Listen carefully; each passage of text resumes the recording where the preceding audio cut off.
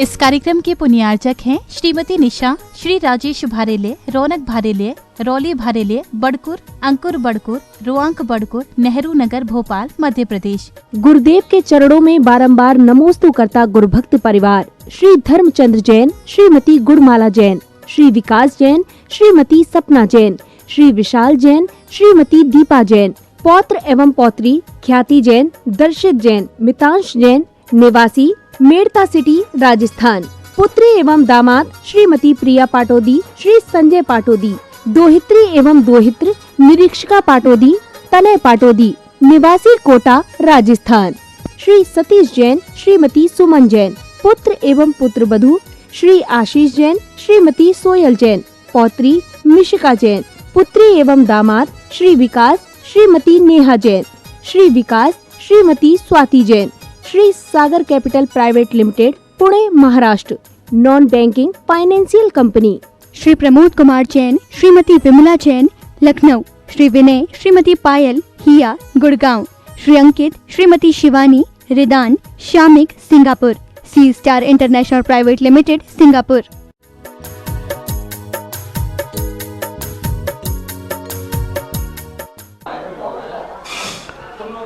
नमो रिहंताणं, नमो सिद्धाणं, नमो आयर्याणं,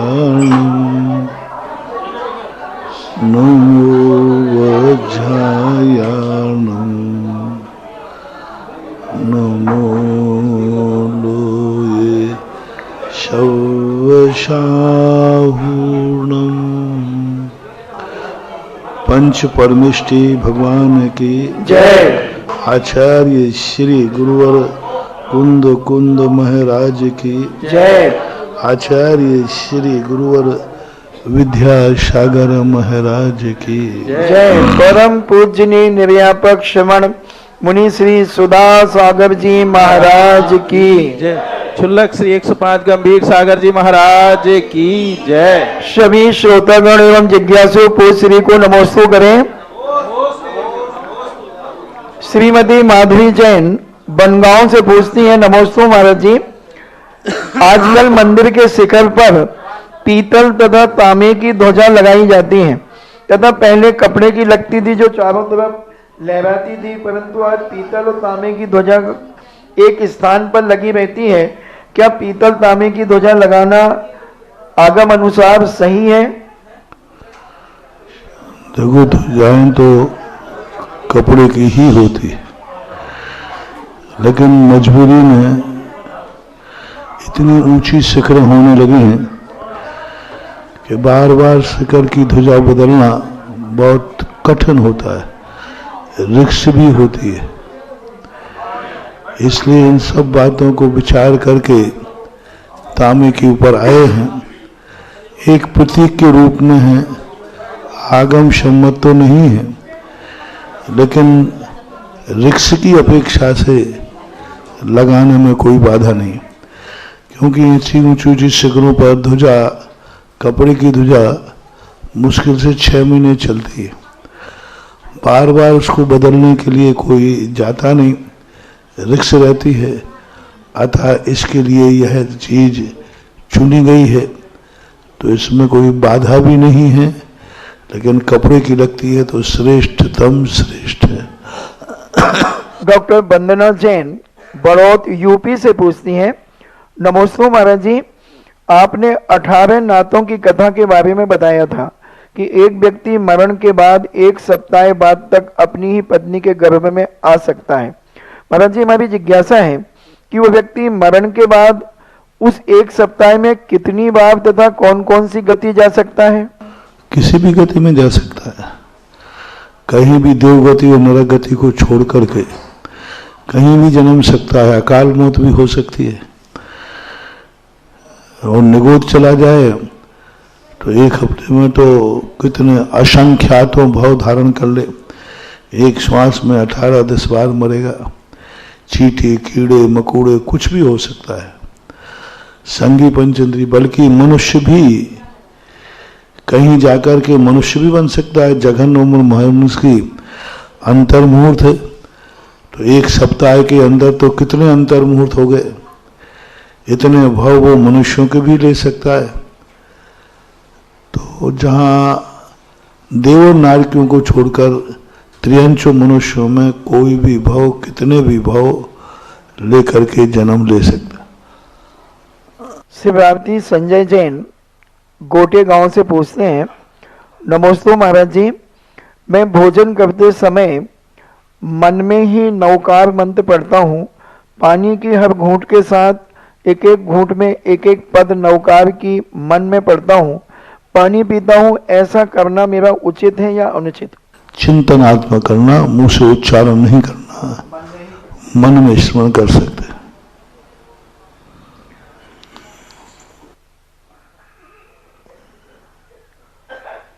दशान से स्वाध्याय मंडल पूछते हैं, नमोस्तु महाराज जी, पता चल गया है कि राग, द्वेष, काम, क्रोध आदि आत्मा के शत्रु हैं, इन्हें छोड़ना चाहिए, लेकिन ज्ञान होने के बाद भी ये अभी तक क्यों नहीं छूटते? यदि ये नहीं छूटते तो क्या हम मिथ्या की पहचान है कि हम मिथ्या दृष्टि हैं? पूर्व का संस्कार भी काम करता है और वर्तमान का पुरुषार्थ जितना करना चाहिए उतना पुरुषार्थ नहीं हो रहा है। हर व्यक्ति पास होने के लिए पढ़ता है, लेकिन पास तो नहीं हो पाता ना। कितने इंटरव्यू हैं, कितनी पढ़ाई करता है, हर व्यक्ति पास होने के लिए करता है, लेकिन फिर भी सभी पास नहीं हो पाते। कई लोग, कितने लोग हैं जो सफलता के लिए व्यापार करते हैं, लेकिन फिर भी सफल नहीं हो पाते। इसी प्रकार की स्थितियों को यहाँ समझना चाहिए कि इस प्रकार की स्थितियों में ऐसी स्थितियाँ बन जाती हैं। प्रयास है, प्रयास करना चाहिए। जानते सब हैं कि सत्य क्या है। सत्य को जानना और सत्य को प्राप्त करना बहुत अंतर होता है। जानने मात्र से यदि प्राप्त कर लें तो अभी तक तो ना जाने कितने लोग सत्य को प्राप्त हो जाते हैं। बस ऐसा ही समझो कि एक बालक जानता है कि हमें इतने नंबर लाना है, मेहनत भी करता है, लेकिन जरूरी नहीं कि उसको उतने नंबर प्राप्त हो जाए। राजन जैन मेरठ से पूछते हैं, नमोस्तु महाराज जी, नमोस्तु महाराज जी, सम्यक दृष्टि सप्त भयों से मुक्त होता है, लेकिन जब भय नहीं है तो वह बचने का प्रयास क्यों करता है? यदि उसे आधी रात को घने वियावान जंगल में हिंसक पशुओं के बीच छोड़ दिया जाए तो वह डरता है, तो गुरुदेव भय रहित होने का क्या मतलब है? मैंने कहा ना, सत्य को जानकर सत्य को स्वीकार करना बहुत कठिन हो जाता है। व्यक्ति सत्य को सब जानते हैं, लेकिन सत्य को स्वीकार नहीं कर पाते। कितनी बातें हैं जो हैं, तो उसमें तो कोई कर्म का कारण बनता है, पुरुषार्थ का कारण हीनता बनती है। हम सही पुरुषार्थ नहीं कर पा रहे और अतीत में किए हुए अपराध वर्तमान के पुरुषार्थ को रोक रहे। दो कारण बन जाते। अतीत में किया हुआ कर्म वर्तमान के पुरुषार्थ में रोक रहा है। जैसे हमने कहा कि इंटरव्यू देने वाला विद्यार्थी पूरी ताकत लगाता है पढ़ने का, फिर भी वो नंबर नहीं ला पाता है, तो कहीं पुरुषार्थ की कमी, उसकी कमी नहीं है, पूर्व का कर्म उसके पुरुषार्थ को रोक रहा है, उसको विस्मृति ला रहा है। मति ज्ञानावरण कर्म है। मति ज्ञानावरण कर्म ने उसकी बुद्धि को ऐन मौका पर भुला दिया। याद भी कर लिया था, सब कुछ कर लिया था, पेपर देने बैठा भूल गया। स्मृत्यावरणी कर्म का उदय आ गया। ऐसे हर क्षेत्र में समझना चाहिए। तो ये फिर भी अपना पुरुषार्थ जारी रखना चाहिए। सफलता मिले या न मिले, रास्ता एक ही है, कभी ना कभी सफलता मिलेगी। किसान खेत में बीज बोता है, हो सकता है इस साल बीज ना आवे, हो सकता है अगली साल भी नहीं आवे, हो सकता है अगली साल भी नहीं आवे, हो सकता है 100 साल नहीं आवे, लेकिन अंत में आएगा तो 100 साल भी नहीं आए, लेकिन अंत में आएगा तो बोने से ही आएगा। कोई उपाय रास्ता दूसरा नहीं है। मान लो 100 साल नहीं आया, 12 साल नहीं आया, 20 साल नहीं आया, लेकिन जब भी आएगा तो बोने के बाद ही आएगा। इसी प्रकार जीवन की सफलता को मत देखो, मार्ग इसी मार्ग से आएगा। पढ़ने के बाद ही हम पास होंगे, ये नियम है। ठीक है, इस साल नहीं अगली साल। सत्य को पाने के लिए यही प्रयास रखना चाहिए। मार्ग यही है। अब उस मार्ग पे हम सफल कब होंगे, ये हमें पुरुषार्थ करते रहना चाहिए। एक ना एक दिन सफल होंगे। पुरुषार्थ छोड़ दोगे तो दूसरा रास्ता है ही नहीं, जाओगे कहां? ऐसा। श्रीमती रश्मि जैन कटनी से पूछती हैं, नमस्ते महाराज जी, यदि कहीं पानी की बूंद पड़ी हो और वह सूख जाती है लेकिन अपना निशान छोड़ जाती है, तो लोग उस निशान को देखकर कहते हैं जल का एक जीव का शरीर है। इसी प्रकार पंखे की पंखुड़ियों में चारों तरफ जो कालापन जम जाता है, उसे देखकर कहते हैं कि ये वायु का एक जीवों का शरीर है। तो ऐसा मानना उचित है या अनुचित? दोनों आपका अनुचित है। न जलकाय का भी ठीक नहीं है। जलकाय का जो निशान छूटा है वो जलकाय का नहीं, उसमें तो मिट्टी थी, उसका निशान है। उसमें जो गंदापन था उस कारण से हुआ जलकाय। और पंखे आदि में ये धूल है, वायुकाय ऐसा नहीं होता। जलकाय का तो इतना ही है, गर्म जल ही जलकाय है, गर्म वायु ही जल का वायुकाय है। और ये दोनों हमारे आंखों के विषय में दूसरे रूप में देखने में नहीं आएंगे। इसलिए दोनों प्रसंगों के आपकी जो जानकारी है ये गलत है, आगम सम्मत नहीं है। अजित जैन सुसारी से पूछते हैं, नमस्ते महाराज जी, हमारा धर्म भाव प्रधान तो है, तो बिना प्रतिमा आदि धारण किए कि हम समाधि ले सकते हैं? भाव किससे? जब द्रव्य हो तब तो भाव हो। अग्नि नहीं और तुम कहो मैं उष्णता से ताप रहा हूं, कहां है? अग्नि नहीं है तो उष्णता कहां से आएगी? जब द्रव्य ही नहीं है तो भाव कहां से आएगा? जल ही नहीं है तो शीतलता कहां से आएगी? इसलिए द्रव्य के बिना भाव की उत्पत्ति असंभव है। आज तक कभी भी बिना द्रव्य के, बिना द्रव्यव्रत के कभी भावव्रत होता ही नहीं है। द्रव्यव्रत पहले है, भावव्रत बाद में है। बिना मुनि मुद्रा के भाव मुनि नहीं होता। हाँ, द्रव्य मुनि के बाद भाव मुनिपना आएगा, लेकिन द्रव्य पुनिमना नहीं है और भाव पुनिमना आ जाए, ऐसा कभी हो नहीं सकता। ये आकाश के फूल और गधे के सींग के समान आपकी धारणा निरर्थक है।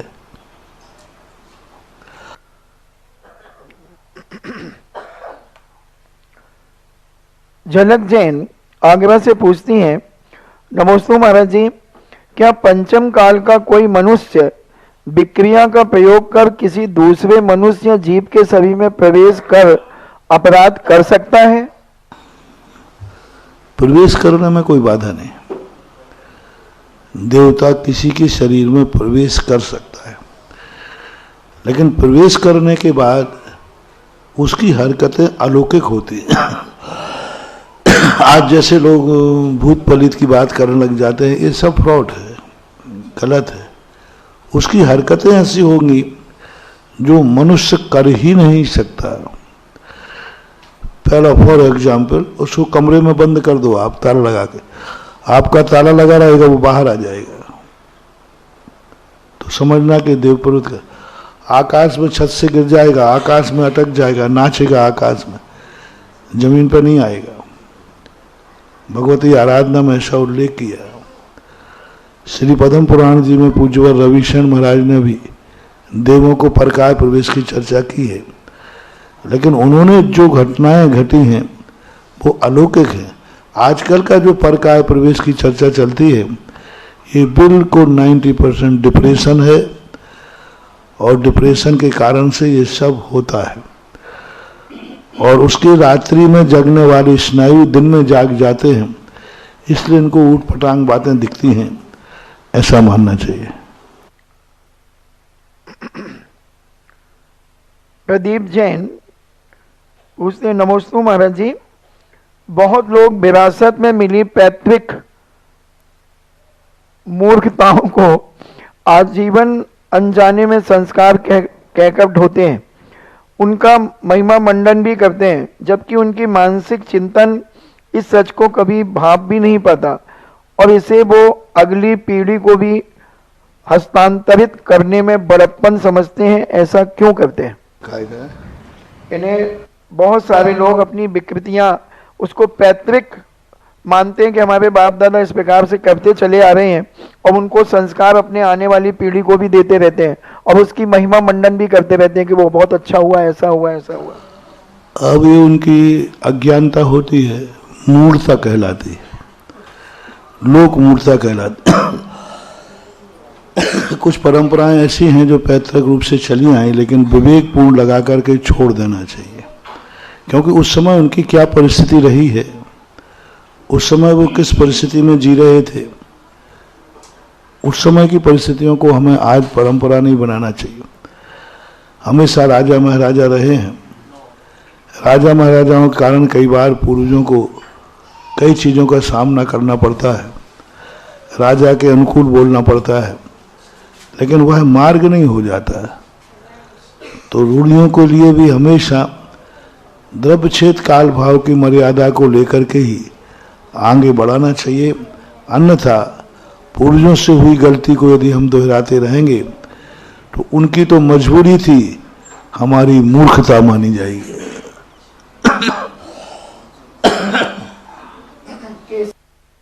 दमोई से पूछते हैं, नमोस्तु महाराज जी, अगर किसी के पूर्वजों द्वारा तीर्थ क्षेत्रों पर पैसे आदि का गलत ढंग से उपयोग किया गया हो, उनकी किए गए कर्मों का फल क्या उनकी संतानों को भी भोगना पड़ता है?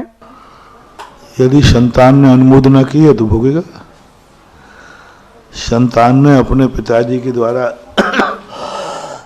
किए में भागीदारी की है, अनुमोदना की है, किसी प्रकार से डायरेक्ट इनडायरेक्ट समर्थन किया है, तो उसको भोगना पड़ेगा। देखो, एक कर्म सिद्धांत है, ये अग्नि के समान होता है। अग्नि ये नहीं देखती कि किसका हाथ है, अग्नि ये देखती है कि गलती है, तुमने गलती का समर्थन किया है, तो बाप बेटा तो क्या, हम पड़ोसी का भी समर्थन करें तो भी कर्म का बंध है, हम किसी के दबाव में आके करें तो कर्म का बंध है, प्रभाव में आके करें तो भी कर्म का बंध है। हमारा जिस अंश में गलत कार्य का समर्थन है, हम उसके बराबर दोष के भागीदार हैं, कर्मबंध होता है, उससे हम बच नहीं सकते, ऐसा माना जाए।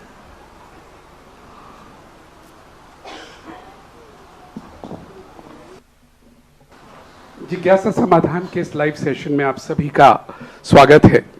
आज फिर से बहुत दिनों बाद साथियों आपके बीच आने का मौका मिला है।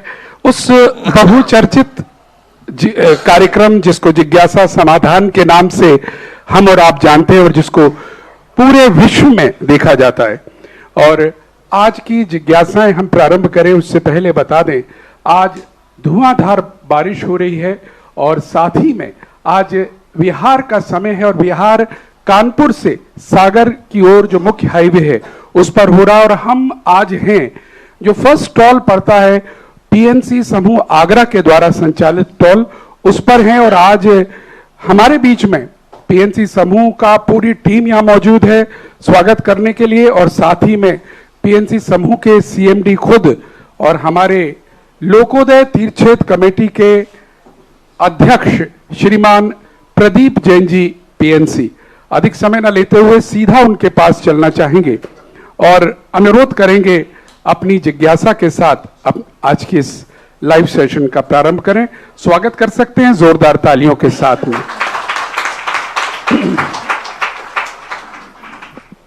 परम पूज्य गुरुदेव के चरणों में कोटि कोटि नमन। इच्छामि महाराज जी,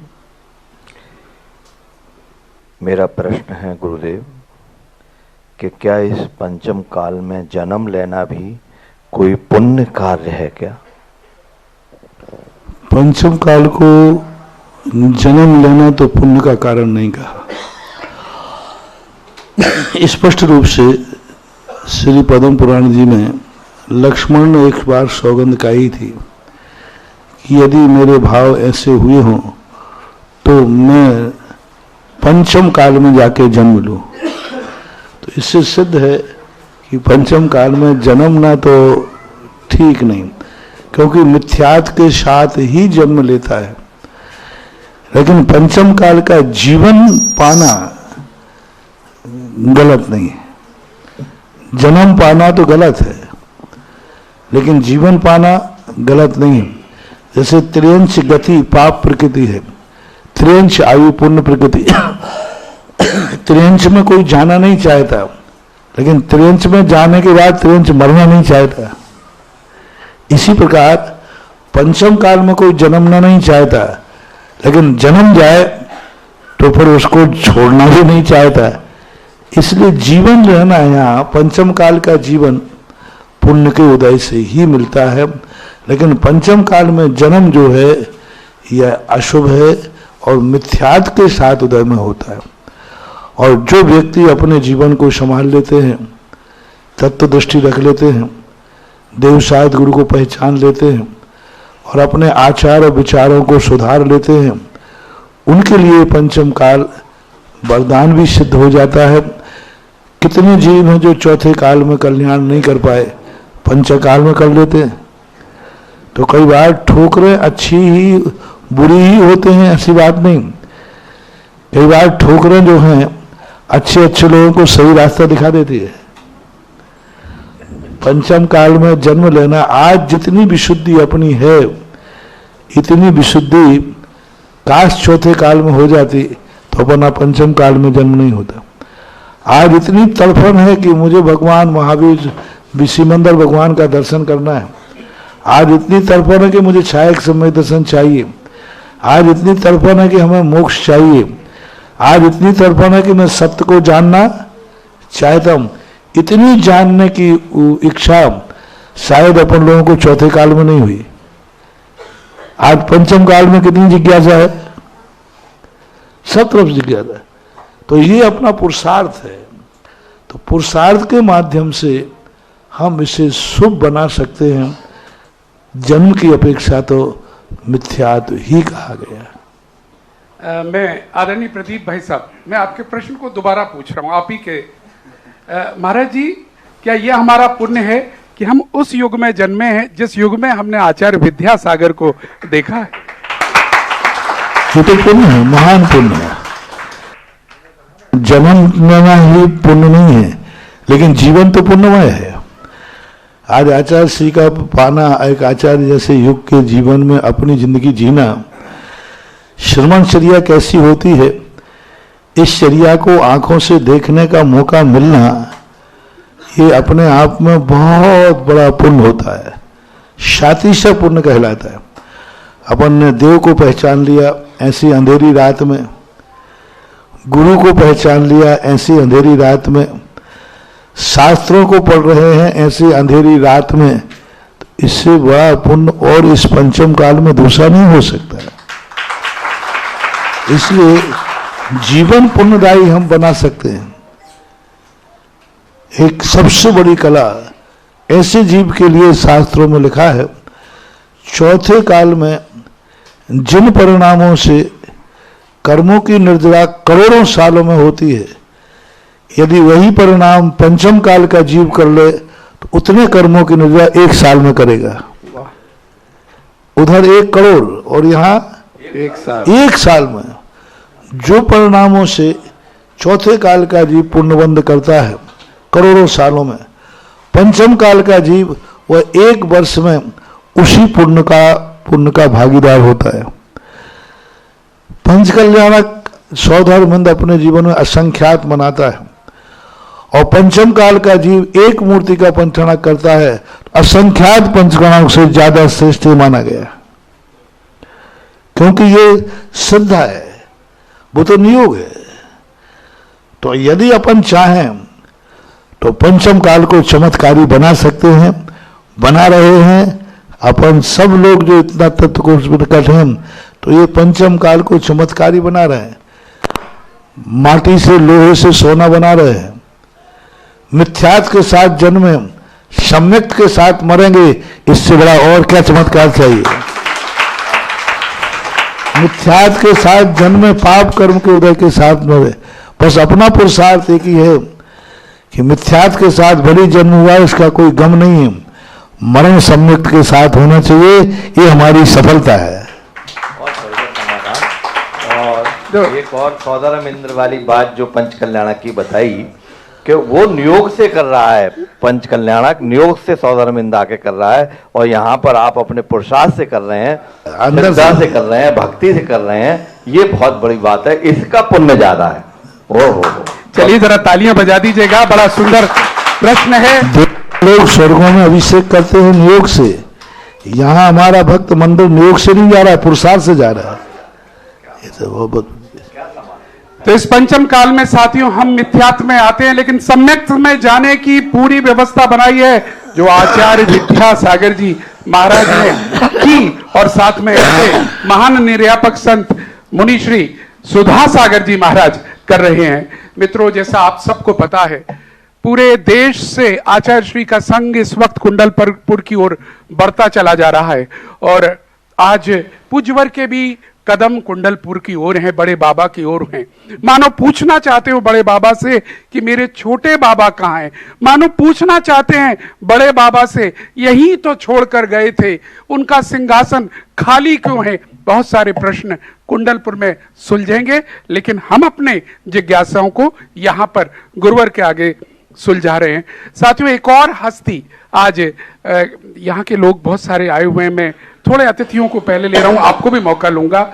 एक और हस्ती यहाँ पर हमारे मध्य है, आगरा के ऐसे व्यक्तित्व हमारे बीच में हैं जिनके द्वारा जो ऐतिहासिक वर्षा योग आगरा में किया गया वह, और साथ में लोकोदय तीर्थ क्षेत्र जो पूज्यवर का एक बहुत बड़ा स्वप्न बन के आ रहा है, जो पूरे विश्व में आश्चर्य का केंद्र है। जैन और जैनेतर समाज में एक ऐसा क्षेत्र, लोकोदय क्षेत्र, जो ताजमहल को टक्कर लेने की संभावना के साथ बनाया जा रहा है, उसके महामंत्री और यशस्वी ट्रस्टी और जिनवाणी चैनल के चेयरमैन और मैनेजिंग डायरेक्टर श्रीमान नीरज जैन जी हमारे मध्य हैं। उनको भी बुलाना चाहेंगे और आपकी तालियां चाहूंगा इस समय पर। नमोस्तु गुरुदेव, इच्छामी महाराज जी। पूज्य गुरुदेव, आचार्य श्री की समाधि के बाद आज पहली बार आपके दर्शन के लिए आया हूं। पूज्य गुरुदेव, उसी से संबंधित एक छोटा सा प्रश्न जिज्ञासा आपके सामने है। पूज्य गुरुदेव, कभी जब आचार्य श्री का समाधि की ओर था, उससे एक दिन पहले हमें पता लग जाता है कि लगभग मामला गड़बड़ है, तो उस वक्त हमें अपनी टीम को ऐसा बोलना पड़ता है कि अलर्ट मोड में डाल देते हैं हम लोग कि भाई तुम लोग सब लोग तैयार रहें, और अंदर से ये भी कहते हैं कि तैयारी हमारी धरी की धरी रह जाए, हमें अच्छी सूचना मिल जाए। तो गुरुदेव, ऐसे बहुत विकल्प होते हैं। जब हम लाइव दिखा रहे थे आचार्य श्री समाधि को, तो हम टीम को बहुत लगातार टाइट कर रहे हैं, जल्दी शॉट भेजिए, ये करिए, मतलब उस वक्त हमारे मन में इतने विकल्प होते हैं कि आज ये दिन देखने पड़ रहे हैं कि आचार्य श्री की समाधि दिखानी पड़ रही है। तो गुरुदेव, ऐसे विकल्पों के लिए हम लोग क्या करें, एक ये मेरी जिज्ञासा है, इसका समाधान करें। नमस्ते। सत्य को स्वीकार करना ही पड़ता है।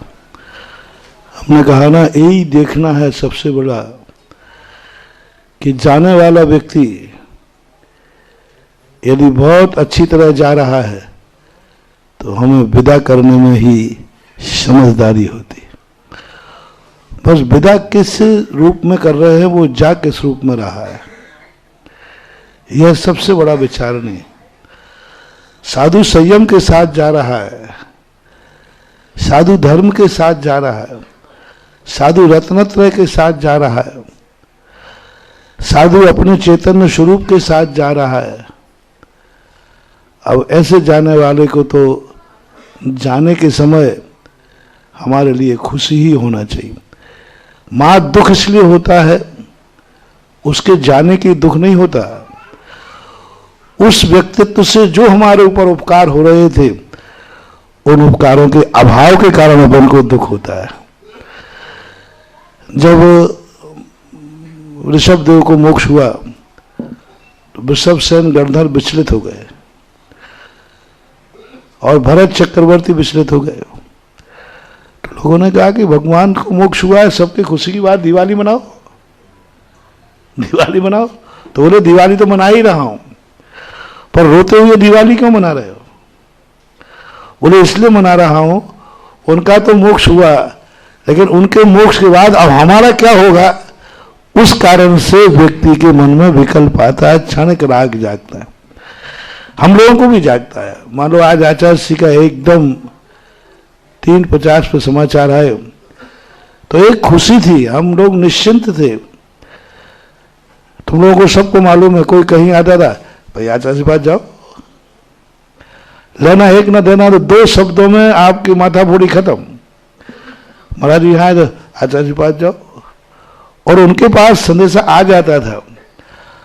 अब उस बस वो स्मृति आते ही मन बेहल हो जाता है। अब कौन कहेगा कि तुम झांसी से आगरा जाओ? अब कौन कहे, क्योंकि गुरु का जो स्थान है वो कोई नहीं ले सकता।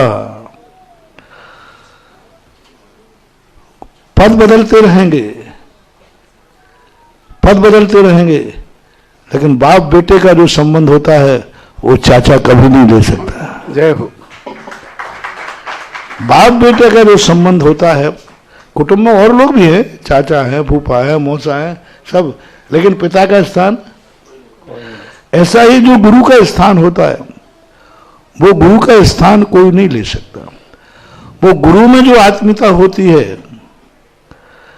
एक पिता में बेटे के प्रति जो आत्मीयता होती है, क्या वह सभी कुटुंबियों में होती है? इसी प्रकार एक गुरु के अंदर शिष्य को जब आदेश देता है तो एक आत्मीयता के साथ वो आदेश देता है। उस आदेश में इतनी एनर्जी, ताकत होती है कि असमर्थ शिष्य भी समर्थ हो जाता है। आदेश हुकूमत मान के देना और बेटा मान के देना में अंतर है।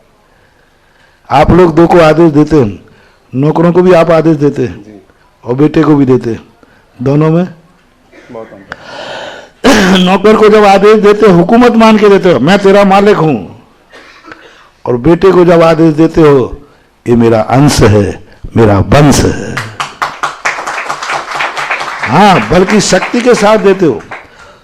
नौकर को थप्पड़ नहीं मार सकते, बेटे को थप्पड़ मार करके भी आदेश देते हो। बेटा नहीं माने है तो थप्पड़ भी मार दोगे तो भी उसमें आत्मीयता है। और नौकर को भली थप्पड़ नहीं मारा, लेकिन नौकर की स्थिति यही स्थिति बनती कि वो गुरु का जो पद है, गुरु के जो आदेश मिलते हैं, वो हम लोगों की ताकत होती थी। वो हम लोगों के लिए एक बहुत बड़ी एनर्जी होती थी।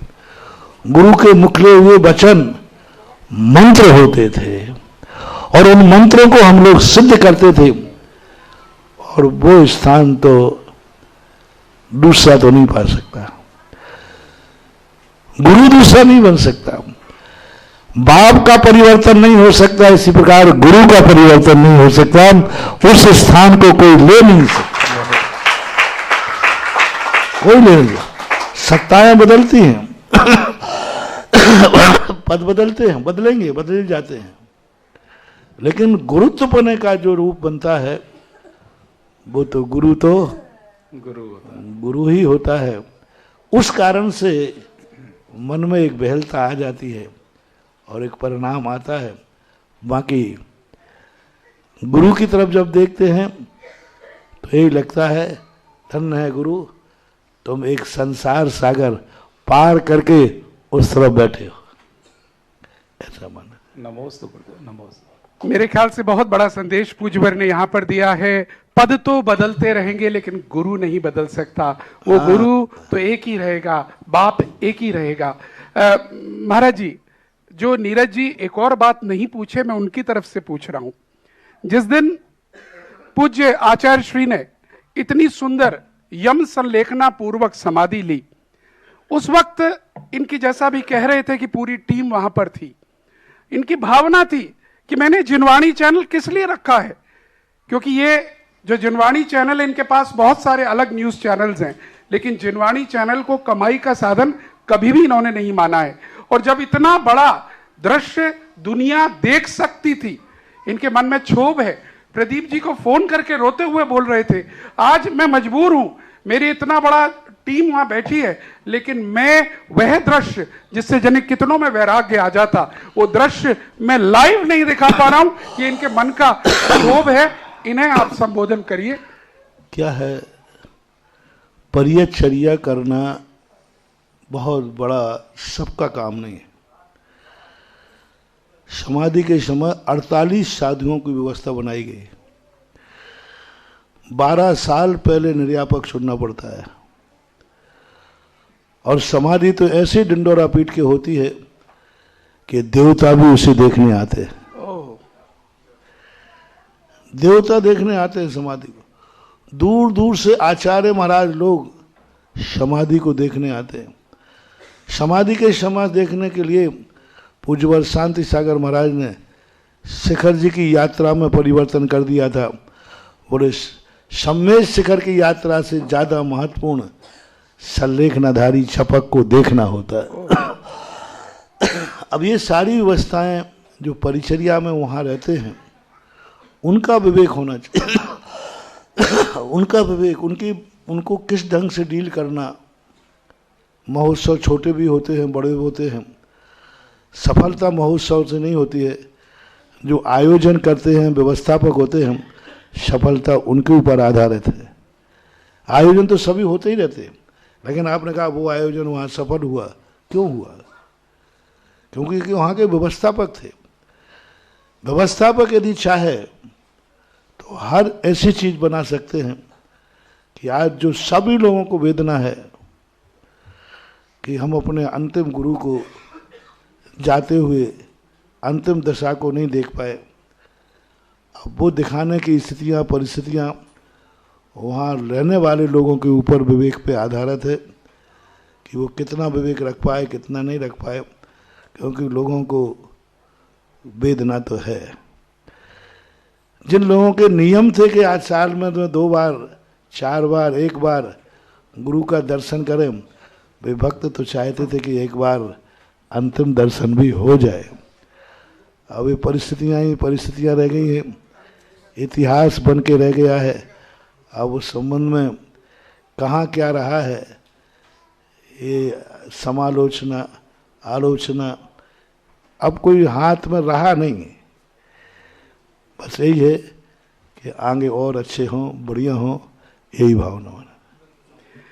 तो मित्रों, वेदना तो है और पूरे भारत को है, पूरे विश्व को है, लेकिन हमारे जिनवाणी चैनल की तरफ से मैं कहना चाहता हूं, हम चाहते थे कि ये दृश्य, जिस दृश्य से भावी जाने कितने लोगों का वैराग्य उत्पन्न होता, उस दृश्य को काश हम सबको दिखा पाते। लेकिन जैसा पूज्यवर ने कहा, जो व्यवस्था है उनके ऊपर है। आइएगा, अगली जिज्ञासा के लिए हम अनुरोध करेंगे श्वेता जैन, घाटमपुर जी। हाँ, आइएगा श्वेता जी। और अनिल जी का बहुत बहुत धन्यवाद, इतने सुंदर संचालन रोज कार्यक्रम में हम देख रहे हैं। आज मैं अतिथि के रूप में आपके मध्य आ गया हूँ। गुरुदेव के चरणों में बारंबार नमोस्तु नमोस्तु नमोस्तु। शुल्लक जी के चरणों में इच्छा में इच्छा में इच्छा में। महाराज जी, मेरी ये जिज्ञासा है कि हम जैन धर्म में ये सब चीज़ें मानी जाती है कि किसी का जन्म मूल में हुआ है तो जब तक उनकी कुछ परेशानियां शांत नहीं कराई जाएंगी तब तक परेशानियां रहेंगी, और ये काल सर्प का योग कुंडलियों में लिखा होता है। महाराज जी, क्या अपने जैन धर्म में ये सब चीज़ें हैं? अगर हैं तो इनके निवारण कैसे किया जाए? गुरु जी देखो, ये धर्म से संबंध नहीं रखते, ये ज्योतिष से संबंध रखते हैं। ज्योतिष से संबंध में तो ज्योतिष के माध्यम से ही उसका समाधान होता है।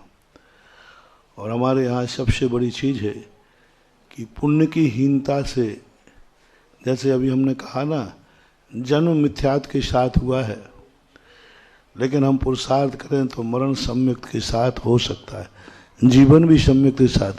भली मूल में नक्षत्र हुआ है, लेकिन यदि हम अपने आचार विचार इतने उच्च कर लें तो मूल भी कुछ नहीं कर पाएगा और हम चूल पर पहुंच सकते हैं।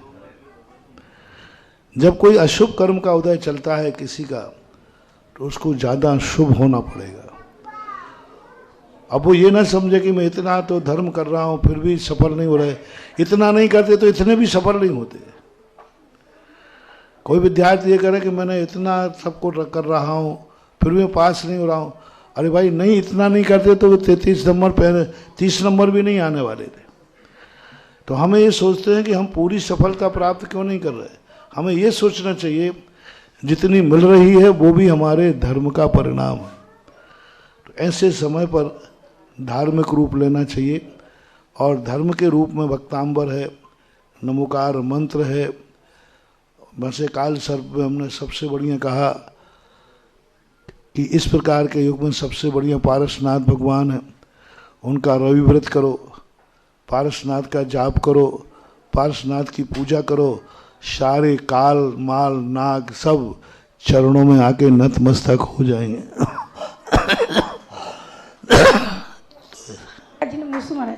चलिएगा, काल सर्प योग पूरा भारत सुन ले, विश्व सुन ले। भगवान पारसनाथ जी आपके पास हैं, भक्ति करिएगा, जाप करिएगा, अनुष्ठान करिएगा। और अगली आवाज दे रहा हूं आयुषी जैन कानपुर, और उसके बाद तैयार रहें मास्टर हनी जैन। नमोस्तु महाराष्ट्री, एक शामी महाराष्ट्री। महाराष्ट्री, हम जब मंदिर जी जाते हैं तो हम भगवान जी से कहते हैं कि अगले जन्म में अगर मनुष्य पर्याय मिले तो जैन कुल मिले, लेकिन शायद पंचम काल में मात्र जैन कुल मिलना पर्याप्त नहीं है। ऐसे माँ बाप भी मिलने चाहिए जो उस रास्ते से और जैन धर्म से जुड़ना सिखाएं। तो मेरी जिज्ञासा ये है कि महाराष्ट्री, मैं ऐसा क्या करूं कि मुझे अगले जन्म में अगर मनुष्य पर्याय मिले तो जैन कुल तो मिले, लेकिन मुझे मेरे मम्मी पापा भी वही मिले। मम्मी पापा को अच्छा चाहने के लिए हमें उनका उपकार मानना पड़ेगा। यदि हमारे माँ बाप वर्तमान में बहुत अच्छे हैं, जिनकी बदौलत आप मंदिर जा पा रहे हैं, जिनकी बदौलत आज गुरुओं को पहचान पा रहे हैं, जिनकी बदौलत आप चाहते हैं कि मैं जैन हूँ, तो उस उपकार को एक्सेप्ट करना चाहिए। और जितना ज़्यादा हम उनका सम्मान करेंगे, जितना ज़्यादा हम गुणों की अनुमोदना करेंगे, तो वही गुण हमारे लिए भविष्य में इससे अच्छे और माता पिता प्राप्त कराएंगे। वर्तमान में यदि निकृष्ट माता पिता हैं जो तुम्हें धर्म से दूर करते हैं, धर्म से वंचित करते हैं, तो आलोचना करना चाहिए कि भगवान संसार में सब परेशानी दे देना, ऐसे माता पिता ना दें जो हमें धर्म से रोकते हैं या धर्म से वंचित करते हैं। तो ऐसी आलोचना करने से व्यक्ति को अच्छे माता पिता का सहयोग मिल जाता है। चलिए आयुषी, और आपको भी बहुत लकी है, आपको इतने अच्छे मम्मी पापा मिले, अनिल जी जैसे और आपकी मम्मी। और वैसे इसके लिए मैं चाहूंगा सारे लोग जो सुबह के प्रवचन होते हैं पूज्य श्री के, इस पर बहुत सुंदर सीरीज चलती है और इन दिनों भी कुछ इसी तरह की चली थी, अवश्य देखिए। और अब बुलाना चाहेंगे मास्टर हनी जैन घाटमपुर से, आइएगा।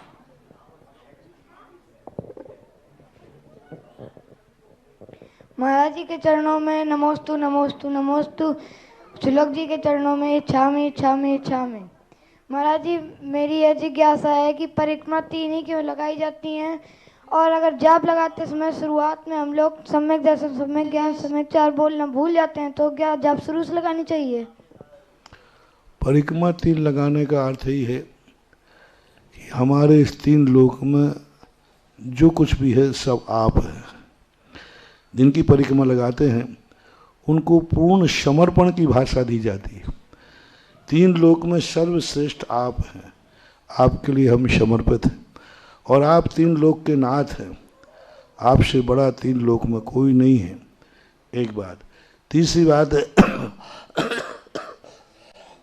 मन से, वचन से, काय से हम आपकी भक्ति करते हैं, आपको हम चाहते हैं, इसलिए 3 का योग बनता है। अब कभी 7 भी हो जाती हैं, कभी श्री महावीर जी वगैरह में लोग 108 भी लगाते हैं। तो ये सब हमारी श्रद्धा का अतिरेक है। बार बार अपनी भावनाओं को प्रकट करना हम तीन लोक में आपसे बड़ा किसी को नहीं मानते हैं। इसकी बार बार हम पुनरावृत्ति करके अपनी श्रद्धा को बढ़ावा देते हैं, व्यक्त करते हैं।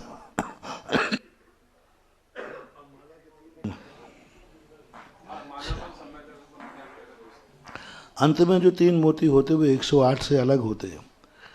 तो सम्यक दर्शन ज्ञान चारित्राणी नमः इसलिए कहते हैं कि ये जो मैंने माला फेरी है ये रत्नत्रय धारी की फेरी है और रत्नत्रय प्राप्ति के लिए फेरी है, ये उसका मुख्य उद्देश्य होता है।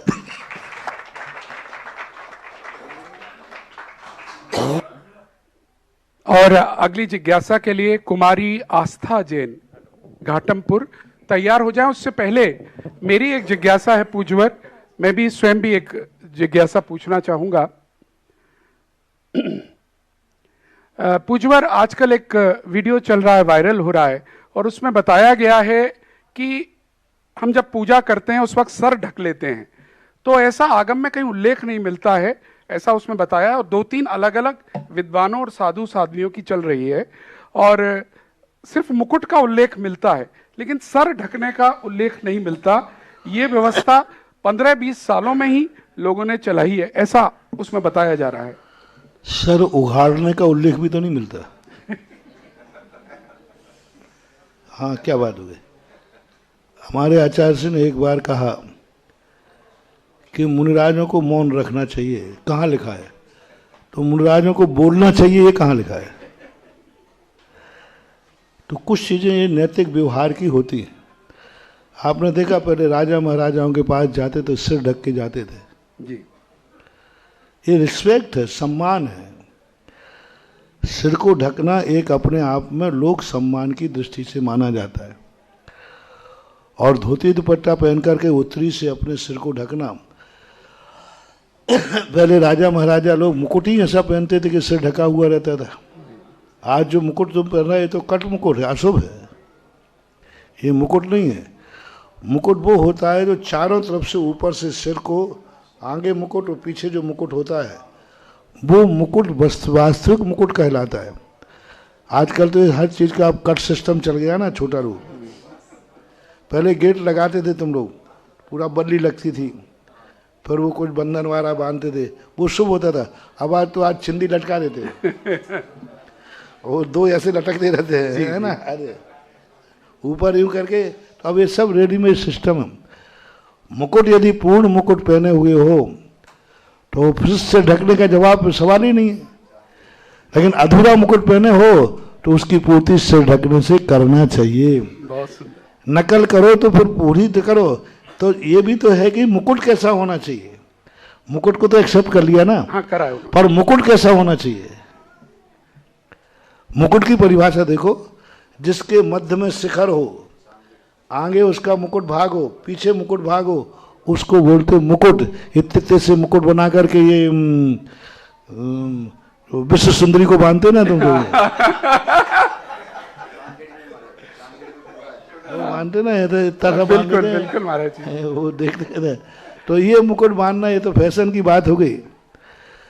तो जिनको सिर ढकने में ऐतराज है उनको मुकुट की परिभाषा सारी दुनिया को बताना चाहिए कि ऐसा मुकुट हो जो पूरे सिर को ढकता हुआ हो, वही मुकुट मुकुट बन जाता है, माना जाता है। बहुत सुंदर। मेरे ख्याल से जो भी पोस्ट चल रही है वो खुद ही उत्तर उन्होंने दिया हुआ है, लेकिन उस बात से बस हम लोगों को कंफ्यूज किया जाता है। साथियों, कंफ्यूज नहीं होना है। कभी भी कंफ्यूज हो, मेरी तरह से आ जाओ गुरुवर के दरबार में और पूछ लो, आपके सारे जिज्ञासा का समाधान मिलेगा। और अगली जिज्ञासा जी। महाराज जी के चरणों में नमोस्तु नमोस्तु नमोस्तु। छुल्लक जी के चरणों में इच्छामि इच्छामि इच्छामि। महाराज जी, मेरी जिज्ञासा ये है कि मेरे पेपर आने वाले हैं, तो पेपर लिखने से पहले कौन सा मंत्र बोले? ओ, अच्छी तरह पढ़ाई करो। पेपर पढ़ने के पहले नमोकार मंत्र पढ़ करके बैठ शुरू करो।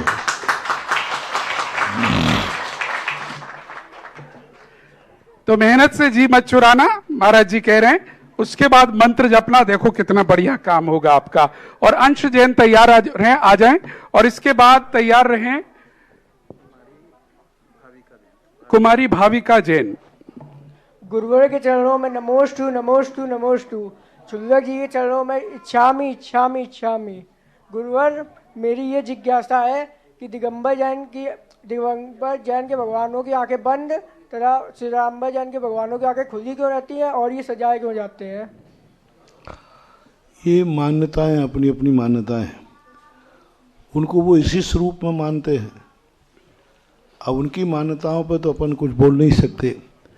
दिगंबर जैन धर्म कहता है एक धागा भी जिनके तन पर है उनकी मुक्ति नहीं हो सकती। जब गंधारी जैसी की व्यक्ति की दृष्टि एक छोटे से दुपट्टे से बाधित हो सकती है तो ये मोक्ष का दरवाजा भी एक धागे से भी बाधित हो सकता है। लेकिन अब मान्यताएं हैं संसार में। यदि इस पंचम काल है, प्रजातंत्र का युग है, व्यक्ति यदि अपने आप को रोज को अभिषेक करे और स्वयं को अर्घ चढ़ा लेवे, स्वयं कोई प्रसाद चढ़ा लेवे, स्वयं को भी अगरबत्ती लगा लेवे, तो आप कोई रोक नहीं सकते। मुंडे मुंडे मतलब भिन्न है, अपने अपने मस्तिष्क के मत हैं, उस पर अपन कुछ भी नहीं कह सकते। भाविका जैन और उसके बाद तैयार रहे रिया जैन। महाराज जी के चरणों में नमोस्तु नमोस्तु नमोस्तु और शुल्लक जी के चरणों में इच्छामि इच्छामि इच्छामि। महाराज जी, मेरा प्रश्न ये है कि जैसे हम छोटे छोटे नियम लेते हैं, जैसे हमने 1 घंटे का जल त्याग दिया और हम उसे भूल जाएं तो उसका क्या प्रायश्चित है? भूल जाएं तो दूसरे दिन 2 घंटे का कर लो, प्रायश्चित डबल कर लेना चाहिए ऐसा। हाँ, रिया जैन और उसके बाद श्रीमती कमलेश जी।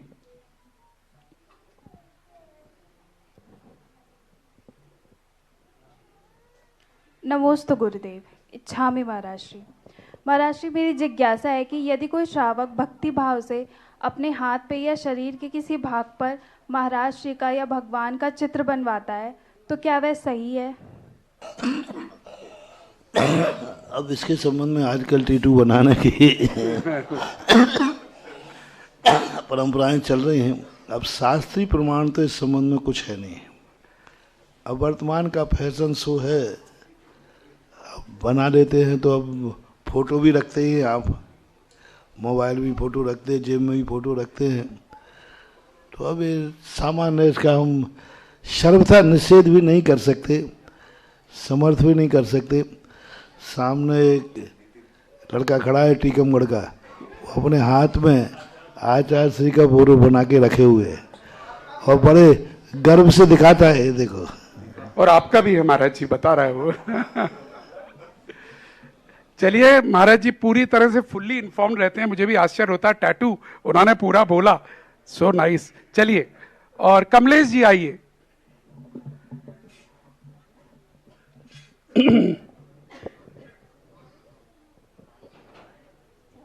मेरे आराध्य गुरुदेव के चरणों में त्रिबार नमोस्तु नमोस्तु नमोस्तु। परम पूज्य शुल्लक जी के चरणों में इच्छामि इच्छामि इच्छामि।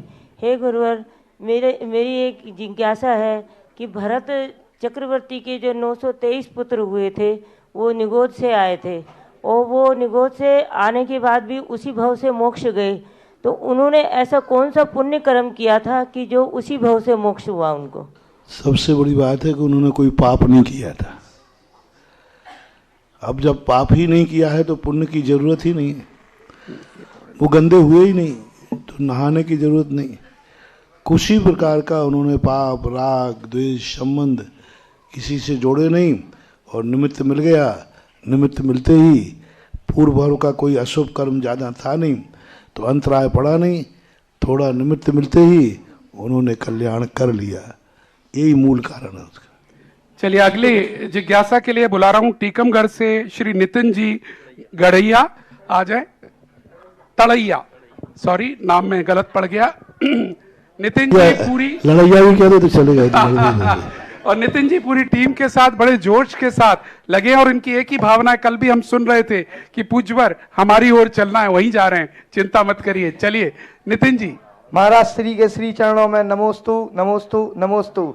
महाराज श्री के श्री चरणों में इच्छामी इच्छामी इच्छामी। महाराज श्री, जब से आपके श्री सानिध्य में आया हूँ, मेरा बालक भी निरंतर आपके श्री चरणों के सानिध्य में है। मेरे नियमों को देखकर उसने भी बड़े बाबा के सामने जाकर आजीवन टॉफी का त्याग कर दिया था। फिर उसका जन्मदिन आया तो बच्चों ने आकर उसको टॉफी दी, तो मैंने उसका जो त्याग है 1 वर्ष का करा दिया, जो कि वो निरंतर 3 माह से अभी त्याग किए हुए है। तो इसमें उसको कुछ माने पाप लगेगा कि? अब जितना करा दिया उतना पुण्य लगेगा, जितना तोड़ दिया उतना पाप लगेगा, सीधी सी बात है। और महाराज श्री वो 8 साल से छोटा है तो नियम वगैरह ले सकता है? वो नियम उसकी योग्यता के ऊपर है। 8 वर्ष के पहले कोई भी नियम है उनको माँ बाप को ध्यान रखना चाहिए। हमारे शास्त्रों के अनुसार तो विचित्र कहानियाँ आती हैं। हमारे यहाँ एक अनंतमती नाम की कन्या का उदाहरण आता है, निकांक्षित अंग में प्रसिद्ध है। माता पिता ने महाराज के पास अष्टांगा का व्रत लिया, ब्रह्मचर्य व्रत। तो यूँ हंसी मजाक में सब उसने कह दिया, बेटी तुम भी कोई नियम ले ले। तो उन्होंने कहा ठीक है मम्मी पापा, जो आपने ले लिया वो हमने ले लिया। अब छोटी सी कन्या थी। अब महाराज ने भी समझ लिया, गृहस्थ परिवार ने समझ लिया। अब बच्ची ने ले लिया तो क्या बोले। जब वो बच्ची बड़ी हुई तो उसकी शादी करने की बात आई, तो बोले मम्मी पापा आपके सामने नियम लिया था, जो आपने लिया वो मैंने ले लिया था। तो बोले हमने तो अष्टांगा का पर्व कर लिया था। बोले हमने तो ऐसा नहीं सुना, हमने तो व्रत सुना था, तो जो आपने लिया वो हमने ले लिया। तो बोले मैंने तो 8 दिन का अष्टांगा पर्व का लिया था, और तुम्हारा कोई नियम थोड़ी माना जाता है। बोले बड़ा नियम बच्चा और बड़े से भेद नहीं करता। पूरी जिंदगी भर आजीवन ब्रह्मचर्य व्रत का पालन किया। हंसी मजाक में भी लिया हुआ व्रत अनंतमती ने पूरी जिंदगी भर पालन किया। तो शास्त्र में तो ऐसे उदाहरण मिलते हैं। चलिए इस कार्यक्रम को यहीं पर समापन लेते हुए एक बात कहना चाहूंगा। आज जब पूज्य श्री के पास आए, हमने एक ही बात पूछी, महाराज जी ये वाला रूट क्यों चूज किया आपने, दूसरा रूट लेते, वहां पर बहुत सारे शहर हैं, हमारे घर हैं, परिवार हैं। बोले इसीलिए नहीं लिया, शांति से कम मुझे चलने तो दे रहे हो तुम, वहां छोड़ते नहीं। लेकिन मुझे उम्मीद है कुछ दिन में उधर से भी रेला चलने वाला है, आने वाला है। मुझे यहाँ के युवाओं का जोश दिखने लगा है। बहुत बहुत धन्यवाद अनिल जी, आगे की कार्रवाई आप करें। मुझे अभी एक छोटा सा गांव पड़ा, अभी शांति से चल रहा था। मैंने सोचा था 200 किलोमीटर तक कोई भी रोकने वाला नहीं मिलेगा, लेकिन अभी घाटमपुर पड़ गया रास्ते में। अब घाटमपुर में भी इतना जोर दिखाया उन्होंने 2 गांव वालों ने मिलकर के कि मैं मुश्किल से निकल पाया। वो तो मेरे मौसम ने साथ दे दिया। यदि थोड़ी सी बरसात हो रही होती तो महाराज अब जाओ कहते जाइए, तो मेरे मुंह से निकल गया मौसम ठीक होगा तो देखता हूँ। बाहर आके देखा तो मौसम ठीक था, इसलिए बेचारों का नंबर कट गया, नहीं तो एक घर से निकलना हमें बड़ी मुश्किल पड़ रही थी। चलिएगा समापन हम यहीं पर करते हैं, और आरती आज भाव से करेंगे क्योंकि जिस स्थान पर हैं उधर व्यवस्था है। लेकिन आज प्रदीप जी और सब आ जाएं, आरती प्ले करेंगे और हम भाव से हो वाह ले आए। चलिएगा आदरणीय प्रदीप जी और नीरज जी आरती करेंगे, सभी लोग खड़े होंगे। अनिल जी आप आइए। धन्यवाद मनोज जी सुंदर संचालन के लिए, और अपेक्षा करूंगा कि पुनः आप आएं और संचालन की व्यवस्था संभालें।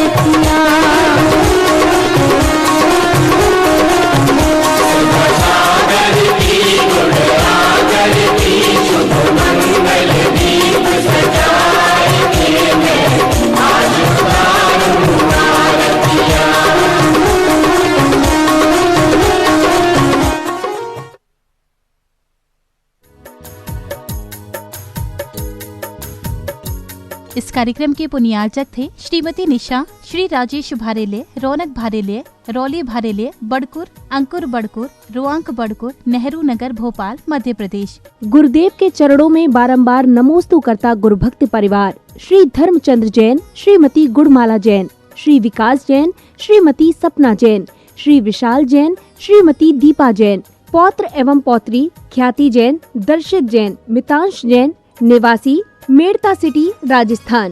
पुत्री एवं दामाद श्रीमती प्रिया पाटोदी, श्री संजय पाटोदी। दोहित्री एवं दोहित्र निरीक्षिका पाटोदी, तनय पाटोदी, निवासी कोटा, राजस्थान। श्री सतीश जैन, श्रीमती सुमन जैन। पुत्र एवं पुत्र वधू श्री आशीष जैन, श्रीमती सोयल जैन। पौत्री मिशिका जैन। पुत्री एवं दामाद Shri Vikas, Shrimati Neha Jain. Shri Vikas, Shrimati Swati Jain. Shri Sagar capital private limited, Pune, Maharashtra. Non banking financial company. Shri Pramod Kumar Jain, Shrimati Vimla Jain, Lucknow. Shri Vinay, Shrimati Payal, Hiya, Gurgaon. Shri Ankit, Shrimati Shivani, Ridan, Shamik, Singapore. Sea star international private limited, Singapore.